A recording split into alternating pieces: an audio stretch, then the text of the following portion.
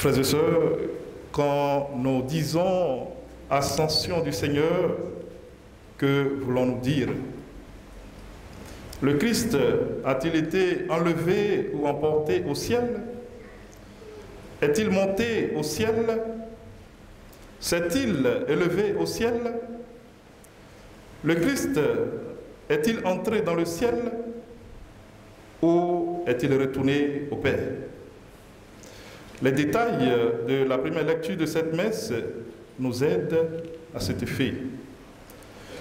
Jésus disait à ses apôtres, « Vous allez recevoir une force quand le Saint-Esprit viendra sur vous.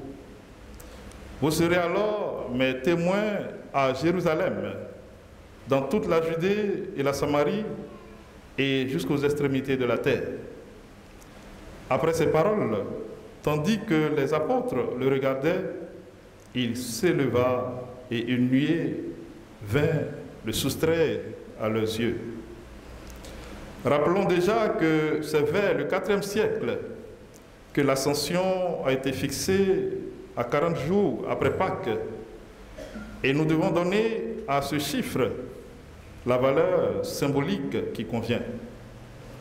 Soulignons également qu'une fois caché aux yeux des apôtres par la nuée, Jésus n'a pas continué sa montée à travers les hautes couches de l'atmosphère.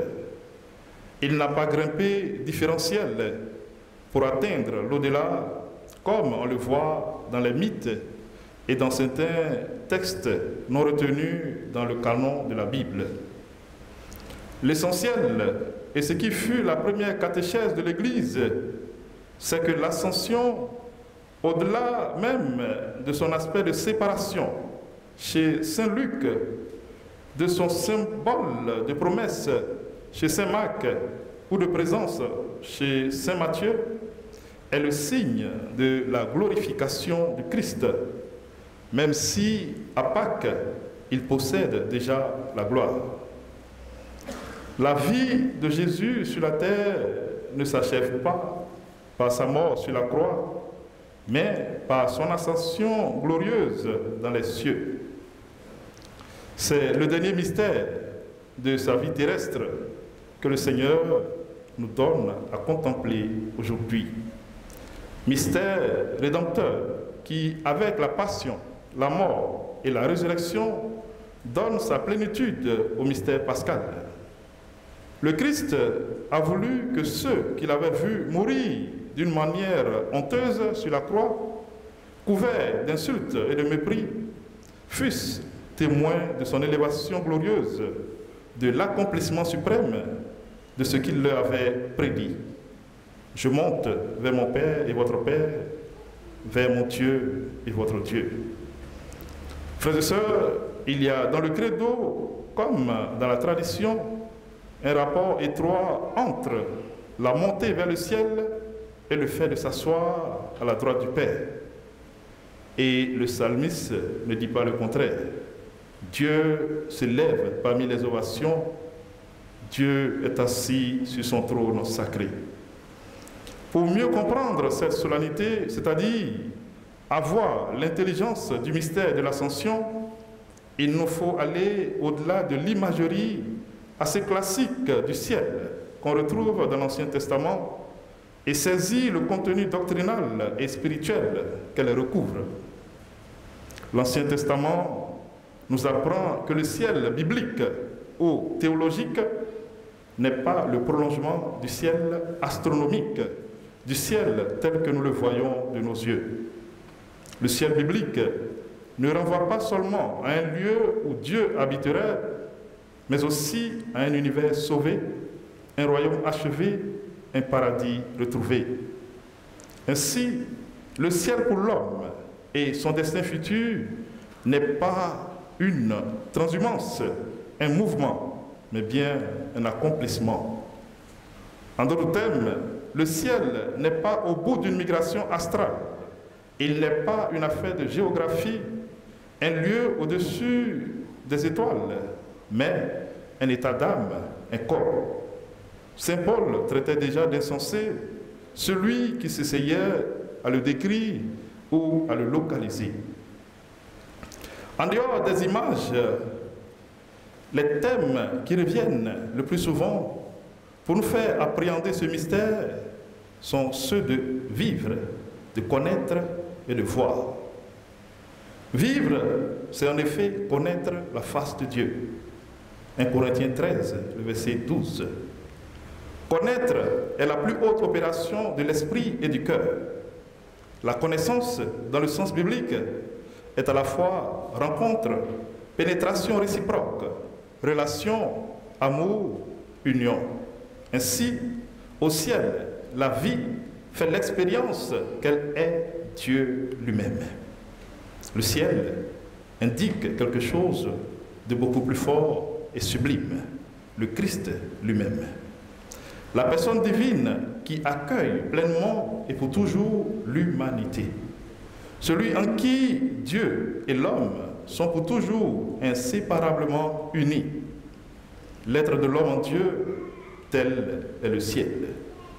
Et nous nous approchons du ciel, ou mieux, nous entrons au ciel dans la mesure où nous nous approchons de Jésus et entrons en communion avec lui. En d'autres termes, le ciel désigne Dieu lui-même dans des tournures employées pour parler de lui sans avoir à le nommer expressément. L'Ascension nous enseigne donc que le Christ est retourné au Père, il est entré dans la gloire, faisant de nouveau, si on peut le dire, l'expérience de la proximité du Père. L'union du Père et du Fils est à nouveau affirmée. La nuée n'est là que pour symboliser la présence divine, signe de l'entrée du Christ dans l'intimité du Père, mais également pour signifier que c'est sur les nuées du ciel que le Fils de l'homme reviendra. C'est pourquoi ces deux hommes en vêtements blancs disaient aux apôtres: Galiléens, pourquoi restez-vous là à regarder vers le ciel? Ce Jésus qui a été enlevé au ciel d'auprès de vous viendra de la même manière que vous l'avez vu s'en aller vers le ciel.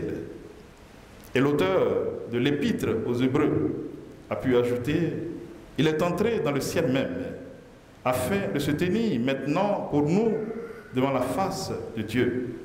Le Christ s'est offert une seule fois pour enlever les péchés de la multitude.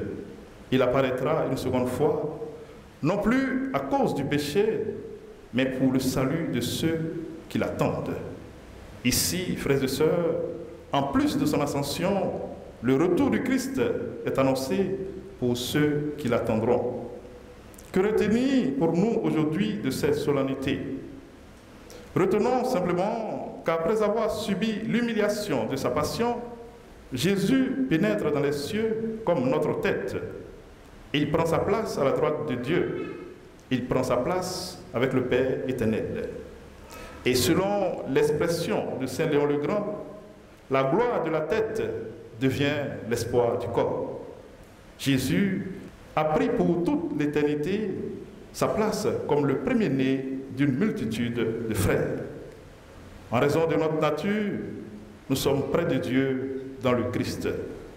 Et comme homme, le Seigneur Jésus est vivant pour toute l'éternité afin d'intercéder près de son Père en notre faveur. Et dans le même temps, notre responsabilité, frères et sœurs, est grande, car nous devons témoigner du Christ autour de nous et dans le monde entier. Alors, avançons-nous vers Dieu avec un cœur sincère, et dans la plénitude de la foi, le cœur purifié de ce qui souille notre conscience, le corps lavé par une eau pure. Continuons, frères et sœurs, sans fléchir, d'affirmer notre espérance. Que notre charité ne se refroidisse pas, car il est fidèle, celui qui a promis, lui qui vit et règne pour les siècles des siècles.